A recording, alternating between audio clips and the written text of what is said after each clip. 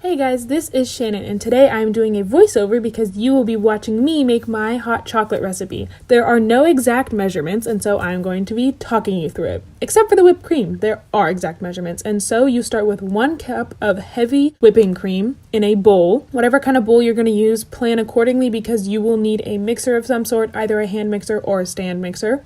Then you add 1 teaspoon of vanilla extract, and then 1 tablespoon of powdered sugar. Now you mix it. Take your stand mixer or your hand mixer and beat it until it is nice and frothy.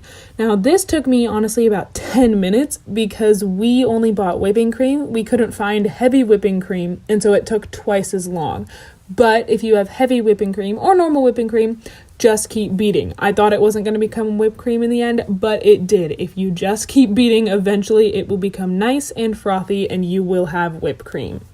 Now you can see this is what your whipped cream will turn out to be after you've beat it for a long enough time. Once you have this, just stick it in the fridge and then we're going to make our hot chocolate. Now, what I do is I take a mix of chocolate bars and chocolate chips and I cover about 3/4 of the bottom of the pot, but you can always do more or less just depending on how chocolatey and rich you want your hot chocolate to be. Now, once you have this, you are going to keep your pot on medium heat, grab a spatula and just melt the chocolate. As the chocolate is melting, you are going to fill whatever mug you're going to use, fill it with milk. And then you're going to take that cup of milk and pour it into a measuring cup so you can microwave your milk. You don't want your milk to be ice cold when you put it in with the chocolate, so microwave your milk in the measuring cup for 2 30-second intervals. So microwave it for 30 seconds and then another 30 seconds so that your milk is warm. Once your milk is done microwaving and your chocolate is super melty, the chocolate will be very melty on the top and possibly stick to the bottom, but that is okay. At the moment, I'm turning down the heat. That is a bad idea because as soon as you put the milk in, you want it to bubble up a ton. As you can see, it's not bubbling up, and so I turned it down too low. Now I just turned it back up, and then the milk will start to bubble and boil. That's what you want. You want to mix all of this milk in with the chocolate so it becomes a super thick chocolatey sauce.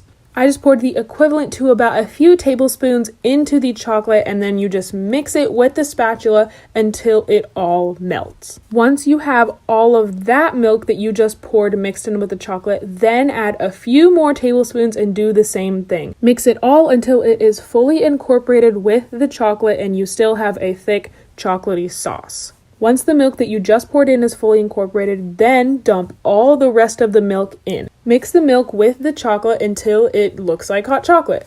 You can see it's a light brown color. Obviously, if you want it chocolatier, yours would look a little darker. If you want it less chocolatey, it might look a little lighter. Once you have gotten here and your milk is fully mixed in with all of the chocolate and you're not going to drink it right away, just turn the stove on to low and come back and mix it every 2 to 3 minutes so that the hot chocolate doesn't form a film over the top.